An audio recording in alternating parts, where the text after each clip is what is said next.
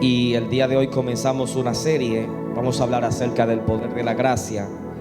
Y vamos a estar 2 o 3 martes hablando acerca de este tema bien interesante.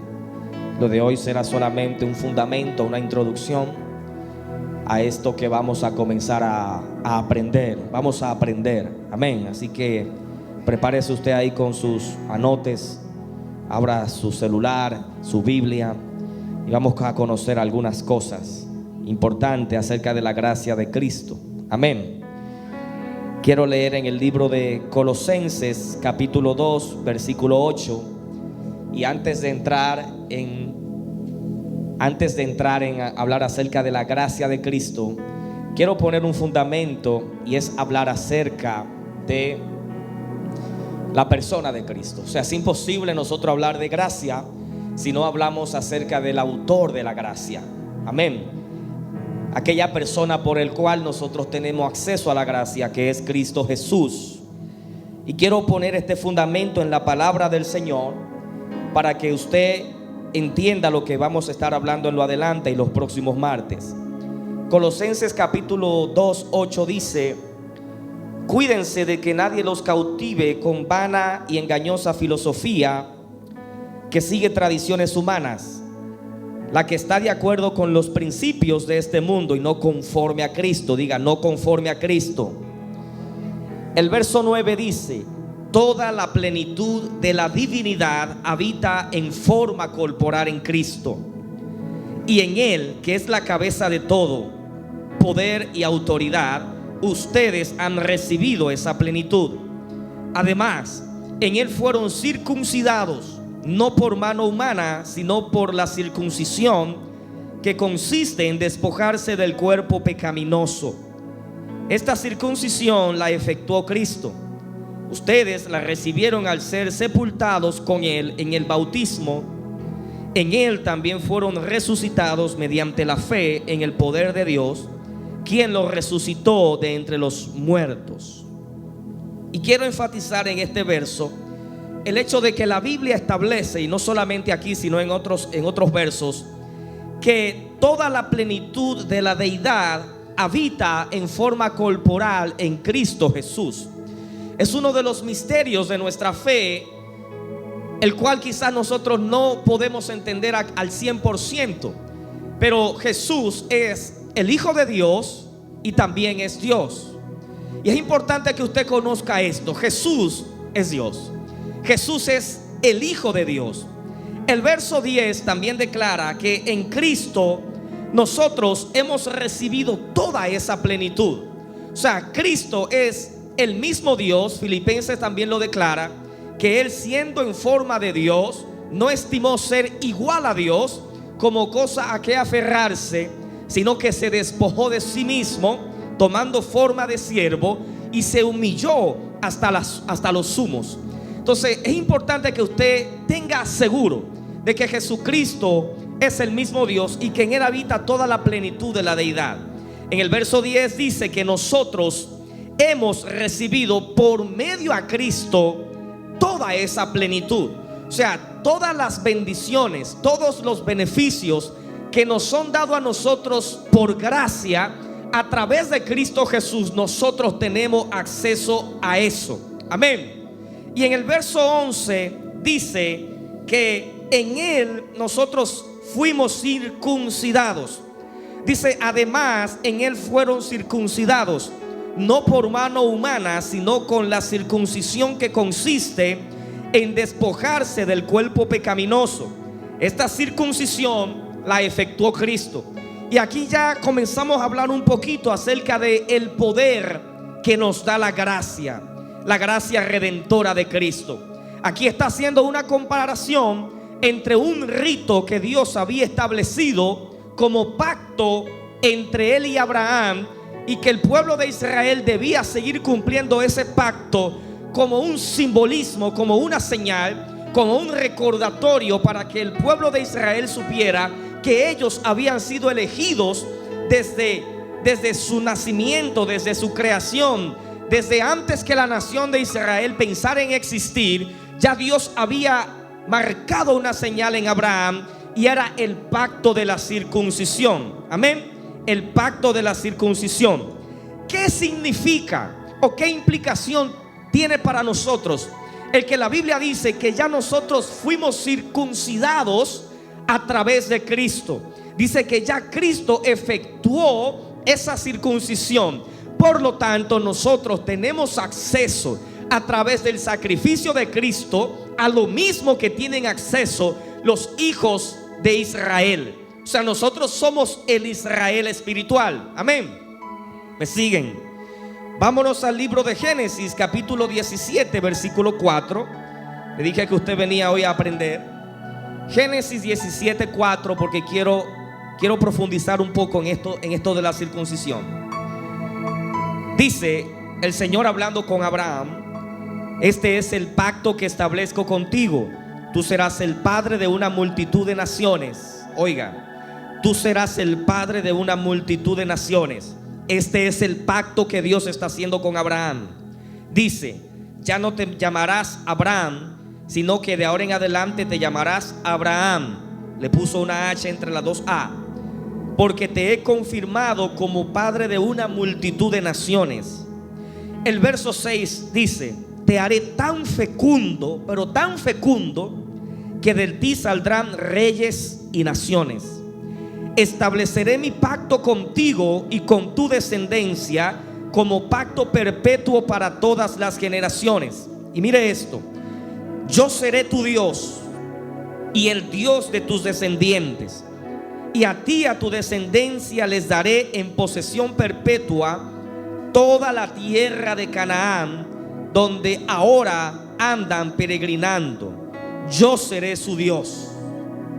Más adelante, en los próximos versos, usted se va a dar cuenta que Dios le dice a Abraham: y esta será la señal que yo pondré como pacto entre ti y entre mí, entre tu descendencia y yo. Al octavo día, todo niño que nazca van a tener que circuncidarlo. Ya usted conoce el término. Tenía que cortarle el prepucio para que eso quedara como un pacto perpetuo. Era un rito que todo Israel hasta el día de hoy practica para acordarse precisamente de este pacto que Dios estableció con Abraham. A tal punto que luego que viene Moisés, ya más de 400 años después de esto, que se establece la ley mosaica, la ley judía, hay una ley donde esto queda instituido como ley en la nación de Israel, de que ellos iban a tener que realizar la circuncisión. ¿Por qué yo te estoy explicando esto? Porque es algo muy potente, muy poderoso lo que la Biblia nos dice a nosotros en el versículo 11, cuando nos dice que en Él, hablando de Cristo, fuimos circuncidados no por mano humana, sino por la circuncisión que consiste en despojarse del cuerpo pecaminoso. ¿Qué me está diciendo la Biblia a mí? Que a través del sacrificio santo que Jesucristo hizo, yo tengo acceso a las mismas promesas que el Señor le hizo a Abraham 6,000, 7,000 u 8,000 años antes de que esto ocurriera. O sea, Dios le dijo a Abraham: tú te vas a multiplicar, pero la promesa que más me impacta es que Él le dice: yo seré tu Dios. Yo seré tu Dios. Antes de ese sacrificio, nosotros no teníamos acceso a poder llamar a Dios nuestro Dios. A través del sacrificio que Jesucristo hace por pura gracia, es como nosotros podemos ser hechos hijos de Dios. Se nos da la autoridad, se nos confiere el legítimo derecho de nosotros tener acceso a todas las promesas y a todas las bendiciones que Dios le prometió a Abraham. Eso implica que todas las bendiciones que usted encuentra, créame, en la Biblia, en el antiguo pacto que Dios le dio al pueblo de Israel, también nos pertenecen a nosotros. Ahora, no por un rito, no teniendo nosotros que obedecer quizá todas las leyes que Dios le dio al pueblo de Israel, sino por pura gracia. Y ese es el poder de la gracia. Que antes el pueblo de Israel tenía que efectuar una serie de ritos. Ellos tenían que matar becerros, tenían que matar vacas, tenían que matar ovejas, tenían que matar aves, tenían que realizar unas cuantas ceremonias, porque ese era el método que el Señor había instituido para que el Señor pudiese tener contacto, pudiese tener comunión con el Dios de Israel. Pero ahora Cristo agarró todo ese sistema y no lo abolió, sino que lo consumó, lo compactó en una sola palabra llamada gracia. Denle un aplauso a Cristo, amado, porque hablar de gracia es hablar de algo muy profundo, pero muy profundo, al punto que dice que toda la plenitud de la deidad habita en forma corporal en Cristo Jesús, y que nosotros mismos hemos recibido esa plenitud. Todos los beneficios, todas las bendiciones a nosotros ya nos fueron dadas por gracia. ¿Cuál es el vehículo entonces, pastor, que yo necesito para yo ser participante y recibir los beneficios de la gracia? Bueno, Israel en su tiempo tenía los ritos, tenía las ordenanzas, tenía los 10 mandamientos, que fueron los mandamientos básicos. Pero usted sabe que cuando usted estudia la Biblia, el pueblo de Israel tenía un sistema legislativo de más de 700 mandamientos. Esa gente tenía mandamiento para todo. Era un mandamiento hasta lavarse las manos antes de comer. Para todo tenían un mandamiento esa gente. Y esos mandamientos era lo que le daba a ellos acceso a las bendiciones de Dios.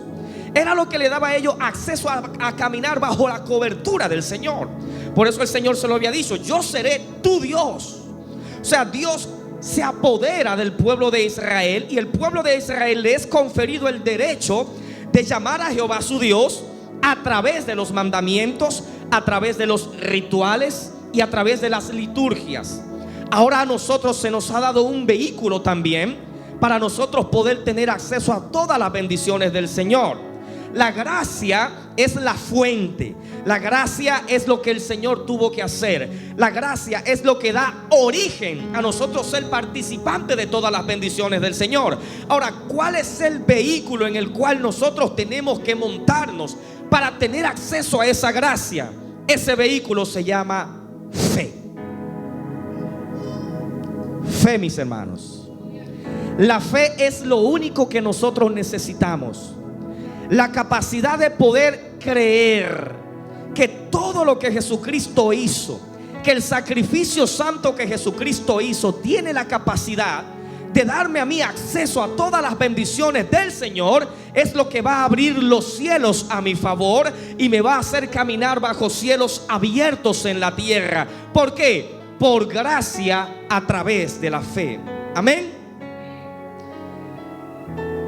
Denle un aplauso a Cristo ahí. No se ponga tan serio, que estamos hablando de gracia. Nosotros somos participantes de todas esas promesas. Amén. Somos participantes de todas esas promesas. Y Filipenses 2 versículo 6, anote eso, es el verso que le mencioné hace un momento, que dice: el cual, siendo en forma de Dios, no estimó el ser igual a Dios como cosa a que aferrarse. O sea, Cristo es el mismo Dios. Juan 10:30 también dice: yo y el Padre somos uno, hablando Jesucristo. Juan 1 también dice: en el principio era el Verbo, y el Verbo era con Dios, y el Verbo era Dios. O sea, mi amado, cualquier doctrina, y eso creo que se refiere a la palabra que leímos al principio, cuando dice que cuídense de que nadie los cautive con vana y engañosa filosofía que sigue tradiciones humanas. Porque ya no es por tradiciones humanas, ya no es por rito, ya no es por ceremonia, ahora es por fe. Entonces cuídense de todo lo que lo quiera ustedes ser removido de lo que una vez ustedes creyeron. Cristo es Dios que decidió meterse en un cuerpo de carne y hueso, y Él mismo entregar su vida por nosotros para darnos acceso a todas las bendiciones que Él tiene para nosotros. ¿Por qué Dios tuvo que hacer eso? Porque Dios no puede negarse a sí mismo. Un atributo de Dios no mata a otro atributo. Me explico. Dios es amor, pero también es justo. Amén. O sea, la justicia del Señor no invalida el amor de Dios. ni el amor de Dios invalida la justicia del Señor. De modo que si el Señor dicta un decreto, el Señor tiene que, por ejemplo, hubo un decreto de muerte al principio, y a causa de ese decreto de muerte, entonces el Señor mismo tuvo que tomar su espíritu y meterse dentro de un cuerpo de carne y hueso para Él pagar el mismo decreto que Él había lanzado en lugar de nosotros. Y por eso hoy nosotros somos partícipes nuevamente de todas las bendiciones que el Señor tiene para nosotros. Amén. Mateo 1:23 también declara: he aquí una virgen concebirá y dará a luz un hijo y llamará su nombre Emmanuel. ¿Qué significa Emmanuel? Dios con nosotros. O sea, Jesucristo era el mismo Dios caminando sobre la tierra. Amén. Y ahora quiero entrar ya en los breves minutos que me quedan a hablar acerca de la gracia. Cuando se habla de gracia, estamos hablando de... El Antiguo Testamento utilizaba dos palabras, el hebreo y el griego. En el hebreo es una palabra que es gen, mientras que en el Nuevo Testamento es charis. Y estos términos significan originalmente favor o bondad, en especial si este ha sido ganado sin merecerla.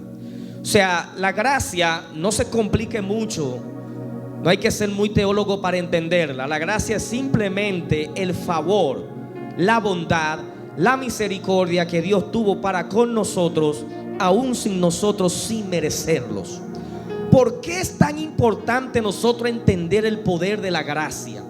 Porque lo primero que nos hace comprender la gracia es que todo lo que nosotros disfrutamos, todas las bendiciones que el Señor nos da, no es por nuestra propia fuerza, no es por nuestros propios méritos. No hay una sola cosa de la que nosotros podamos alardear para decir: me gané esto de parte del Señor porque hice tal o cual cosa. No sé si usted me entiende. Y esto no manda a nadie a ser perezoso ni haragán. Usted tiene que trabajar por lo que usted desea. Usted tiene que trabajar por lo que usted quiere. Usted tiene que luchar por su sueño y todas esas cosas. Pero usted tiene que entender, amado, que aún esa disposición de usted trabajar es dada por gracia. Viene de parte del Señor. Por eso es que no hay nada, mi amado, asegúrelo, mire, no hay nada que nosotros tengamos en esta tierra que no nos haya sido conferido por la gracia y por el favor y por la misericordia del Señor sin nosotros merecerlo. O sea, lo único que nosotros merecíamos, y estúdielo en el libro de Romanos, era la muerte. Era la muerte, era la paga del pecado que nosotros heredamos. Y por gracia el Señor no solamente nos dio la vida, sino que abrió los cielos a nuestro favor para que nosotros tengamos acceso a toda la plenitud de Dios.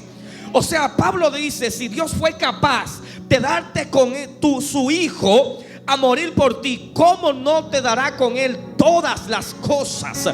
Aparentemente este asunto del sacrificio de Cristo no vino solo. Esto vino en un combo, vino con un paquete completo de bendición, de salud, de cancelación de maldiciones, de cancelación de deuda, cancelación de miseria. De modo que usted no tiene por qué vivir en la miseria, ni en la pobreza, ni en la enfermedad, porque ya por gracia nosotros tenemos acceso a esa riqueza de parte del Señor. Apláudale si le va a aplaudir en esta noche. Porque la gracia nos hizo a nosotros aceptos delante del Señor. No somos merecedores, pero cuando nos posicionamos en el lugar de la gracia, entonces sí somos merecedores. No por nuestra propia fuerza, sino porque Cristo pagó un precio muy alto para que hoy Dios nos mire a través de ese lente. Dios no nos mira por el poder de la gracia en base a nuestros pecados, ni en base a nuestros errores, ni en base a nuestro pasado, ni en base a lo malo que creemos que somos. Solo toma en cuenta a la gente. Y por eso, mire, este estudio se va a meter profundo. Yo le invito a que no falte los próximos martes, porque esto va a derribar muchas estructuras religiosas y legalistas, y nos va a servir a nosotros para todas las cosas. Cuando usted se posicione en el lugar de la gracia, mi hermano, usted es capaz de decir lo que Pablo dijo. Por eso Pablo fue tan grande en el Señor, porque Pablo entendió que todo lo que recibió fue por el poder de la gracia. Cuando usted entiende que todo lo que usted sabe, que todo lo que usted es, que todo lo que usted tiene ha sido dado por la gracia de Cristo, usted será capaz de considerar a los hermanos suyos como mayor a usted. Esto no es una falsa humildad, hermano, esto es real. Pablo dijo: yo, que soy el menor entre ustedes. Oiga, Pablo, el que más iglesia fundó, el que más carta escribió, el que más vida ganó, el apóstol Pablo, mi amado, el hombre más influyente del Nuevo Testamento. La mayoría del Nuevo Testamento la escribió el apóstol Pablo, y él se consideraba el más pequeño. ¿Sabe por qué? Porque Pablo supo que lo que había recibido de parte del Señor no había sido por sus estudios. El tipo estaba súper preparado. El tipo tenía doble nacionalidad, era judío y era griego. Pocas personas tenían ese derecho. Eso le daba unos derechos, unos accesos que tenían que respetarlo donde quiera que llegue. Eso es como que usted sea dominicano y de repente ya tiene la ciudadanía estadounidense. Ya usted no se puede inventar, porque ya usted no es un inmigrante ilegal, usted está legalizado. Esto era lo que tenía Pablo en el sistema más poderoso de aquel tiempo. Era ciudadano romano. Y él dice, amado, que todo eso él lo daba por basura con tal de ganar a Cristo, porque él entendía que nada de eso se podía comparar a Cristo, a tener a Cristo dentro de él, la persona de Cristo, amado, el que le daba el poder, el que le daba la gracia, el que le daba la fuerza, mis amados, era Cristo en la vida del apóstol Pablo. Entonces, ¿qué es la gracia? ¿Qué es esto de gracia? Dice Efesios 2, 8 al 9, que por gracia sois salvos por medio, y aquí está lo que le explicaba ahorita, por medio de la fe. O sea, por gracia tú fuiste salvo. La gracia es la causa. Ahora el vehículo en el que tú te montas para alcanzar esa gracia es la fe. Por gracia sois salvos por medio de la fe. Y esto no de ustedes, pues es don de Dios, no por obras, para que nadie se gloríe. Qué clara es la palabra, qué explícita es la palabra en dejarnos entender a nosotros que no importando lo que nosotros trabajemos, todo nos ha sido dado por gracia, mi amado. No sé si usted me entiende. No me malentienda. Eso no significa que usted no merezca un reconocimiento en su trabajo. Eso no significa que usted se merezca un aplauso cuando usted hace las cosas bien. Eso no significa nada de eso. La palabra declara que hay que darle honra al que honra merece, y que el obrero es digno de su salario, y que usted tiene derecho, ¿verdad?, a disfrutar de las recompensas de tu trabajo. Amado, lo que yo te quiero decir en esta noche, que nada de eso supera la gracia de Cristo en tu vida. Y que la gracia te va a abrir puertas que ninguna otra cosa te puede abrir. Yo no sé si usted me entiende. La gracia te va a abrir puertas que el currículum no te la va a abrir, que las relaciones no te la van a abrir, que el conocer a Abinader no te la va a abrir. La gracia te va a hacer merecedor. Es por pura gracia, mis amados. La gracia fue la intención de Dios desde el inicio. La gracia no fue un plan B que se le ocurrió al Señor cuando Adán pecó y dijo: ahora mandaré a Cristo para que todos sean. No, la gracia la vemos operando desde el principio, porque ellos merecían muerte y Dios no lo mata. Ellos lo expulsa del Edén y los cubre él mismo con pieles. Ahí se comenzó a ver la gracia del Señor sobre la humanidad, mis amados. Yo no sé si usted me entiende, pero yo siento una presencia muy especial de parte del Señor, porque todo lo que tú tienes acceso en esta vida es por la gracia y la misericordia de Cristo Jesús. Por la gracia y la misericordia de Cristo Jesús. Nosotros no deberíamos estar aquí hoy. Nosotros debimos ser un pueblo excluido de la misericordia de Dios. Nosotros debimos ser un pueblo excluido del favor de Dios. Nosotros debimos ser un pueblo aislado de la gracia del Señor, porque Dios escogió a Israel como su pueblo. Pero por gracia y por medio del sacrificio dice que nosotros ahora somos una rama que se ha insertado en el olivo que es Israel. Ahora no somos independientes, ahora pertenecemos al pueblo amado de Dios.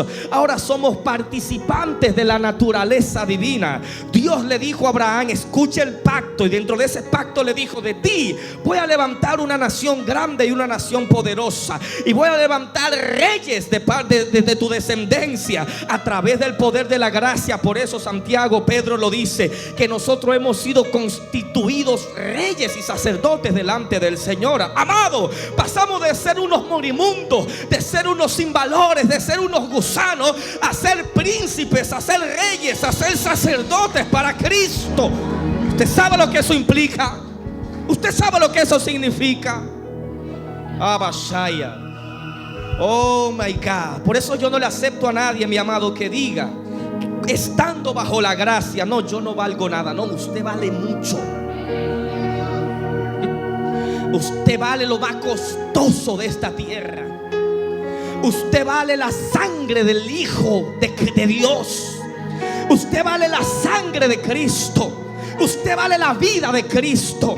Usted vale cada latigazo que sufrió Cristo, cada humillación que sufrió Cristo. Eso es lo que tú vales para Dios.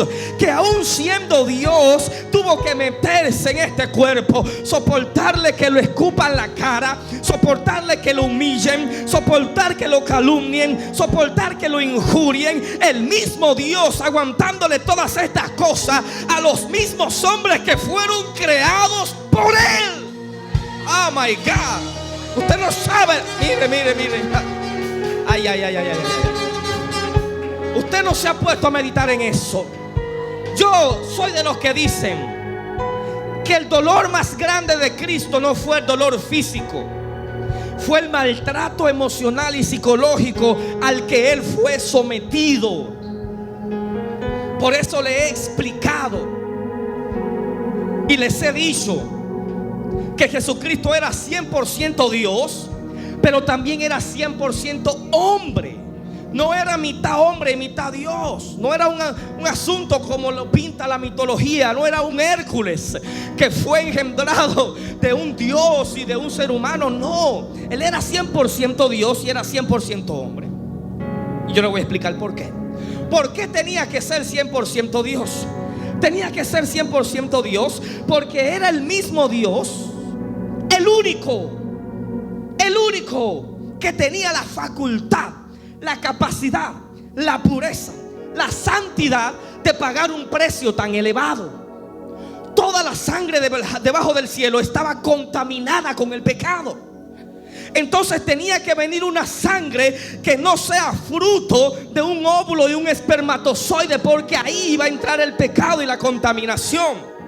Tenía necesariamente que ser engendrado desde los cielos, donde no hay contaminación, donde no hay pecado, donde todo es pureza. Por eso tenía que ser el mismo Dios, porque nadie más calificaba. Por eso la palabra dice que Él es el Cordero inmolado, que fue preparado antes de la fundación del mundo. Por eso le digo, no fue un plan B, no fue una improvisación que se le ocurrió al Señor. Ya Él sabía quién era el que estaba preparado, quién era el que abashaya, quién era el que calificaba, quién era aquel que era digno de hacer ese sacrificio. ¿De quién iba Dios a recibir un sacrificio? De nuevo de una vaca, de nuevo de un becerro, de nuevo de un macho cabrío. No, mi amado, tenía que ser una sangre pura y no contaminada. Tenía que ser Dios. Pastor, ¿por qué tenía que ser 100% hombre? Amado, tenía que ser 100% hombre, porque de lo contrario el sacrificio no sería aceptado. No iba a valer el juego, iba a haber trampa. Todo el proceso, toda la pasión, todo el sufrimiento, todo eso que Él pasó, que usted ve ahí la película. Yo acostumbro a ver esa película cada Semana Santa. Toda la Semana Santa la veo. La pasión de Cristo. Todo eso que Él pasó, no lo pasó en su condición de Dios, sino en su condición de hombre. Porque como Dios, Él hubiese hubiese podido superar el proceso. Como Dios, Él hubiese podido aguantar el dolor. Como Dios, Él hubiese podido aguantar los latigazos y sanarse Él mismo. Por lo tanto, no podía haber sido como Dios, tenía que haber sido como hombre. Porque un hombre fue el que abrió la puerta al pecado, y un hombre era el que tenía que cerrársela. Por eso le digo, el amor no invalida la justicia de Dios. Todo lo que pasó fue por amor y por justicia. Por eso dice la Biblia que somos justificados por fe, y ahora pertenecemos al mismo linaje de Abraham. Tenía que ser como hombre necesariamente para que el enemigo, el diablo, no tuviera excusa y no pudiera acusarlo como hizo con Job. No iba a poder subir al cielo y decirle: espérate, aquí hubo trampa. Tú bajaste al cielo, pero utilizaste tu poder divino para redimir la humanidad. No, un hombre redimió la humanidad del pecado. Yo no sé si usted entiende lo que yo le estoy diciendo. Un hombre fue que abrió el portal de gracia para la humanidad. Un hombre pecó y un hombre redimió. Por eso la Biblia lo llama el postrer Adán, el segundo Adán. Y no postrer ni segundo en orden de importancia. Él tiene toda la supremacía. Cristo, siendo Dios, supo humillarse hasta los sumos para que nosotros tengamos acceso.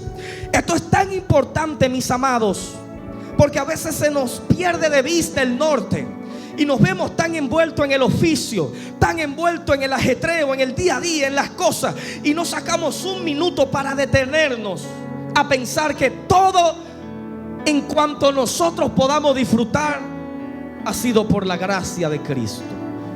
Pastor, yo estoy mal, la cosa no me está yendo bien, yo tengo problemas, deuda, economía, hambre, enfermedad. Amado, usted está bajo la gracia de Cristo. Siempre hay alguien que estará peor que usted. Mediten eso. Por eso usted tiene que, cuando usted se da cuenta de ese tipo de cosas, usted comienza a darle gracias al Señor por todo. Por todo. Yo estoy loco por cambiar mi carro, pero a veces voy por la calle y le digo: gracias, Señor, por mi carro. Porque cuando lo compré, que fue mi primer carro, yo tiré un grito solo en ese carro la primera vez que me monté en él, que el que me hubiese escuchado hubiese dicho: está loco. Pero es mi carro, el que yo deseaba tanto, y lo compré y me emocioné. ¿Qué cambió de allá hoy? ¿Que el carro se puso más viejo? No, es el mismo carro que Dios me dio. Si agradecí en ese momento, ¿por qué ahora ser malagradecido? ¿Qué cambió? ¿Sabe qué pudo haber cambiado? Mi corazón, que ahora anhelo tener uno mejor. Eso fue lo que cambió. Eso no es malo, eso es bueno. El problema está cuando en ese intento usted deja de reconocer que es por gracia, que es por el favor inmerecido del Señor, que usted va a ir creciendo en fe y en bendición a la medida que usted reconozca la gracia de Cristo sobre su vida. La gracia de Cristo te dará acceso a puertas donde otras cosas jamás te dará acceso. La gracia de Cristo es aquella que dice: no, es que no califica, no cumple los requisitos. La gracia de Cristo es avasallante, y esto lo voy a hablar el próximo martes. La gracia de Cristo es atropellante. La gracia de Cristo es violenta en contra de los preceptos y los prejuicios del hombre. La gracia de Cristo no tiene misericordia en contra de los estándares humanos. Estudie la vida de David. No calificaba cuidando ovejas en el patio, oloroso a heces fecales, a hierba, sucio de lodo.